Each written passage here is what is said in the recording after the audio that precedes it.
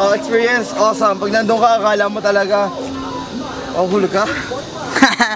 Oh, so tumabagay siya, which is great din, para at least ma-appreciate mo man lang yung ano, yung buong experience.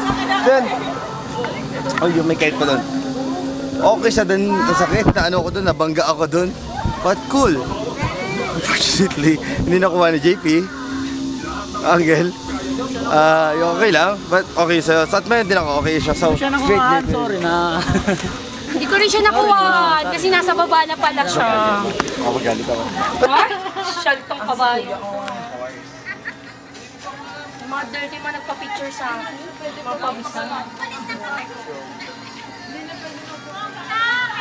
Ano na? Dapat na nagpala.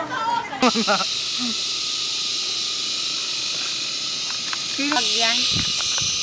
Pang-pag nila. Hi guys, so yun nga, napakadaming pag ngayon. Kitang-kita yun ni Divina. Divina, ano yung nasaksihan? May paliwanag mo. Nagard ako sa video. All about the street.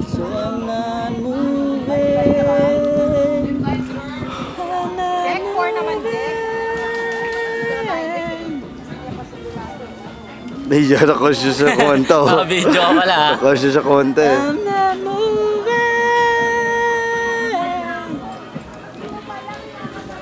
People talk about the guy who's waiting on a girl. Oh, there are no holes in his shoes, but a big hole in his world. Maybe I'm famous, but man can be moved.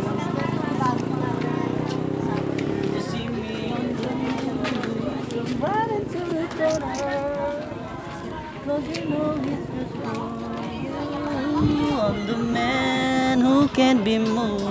I'm the man who can be moved. One day.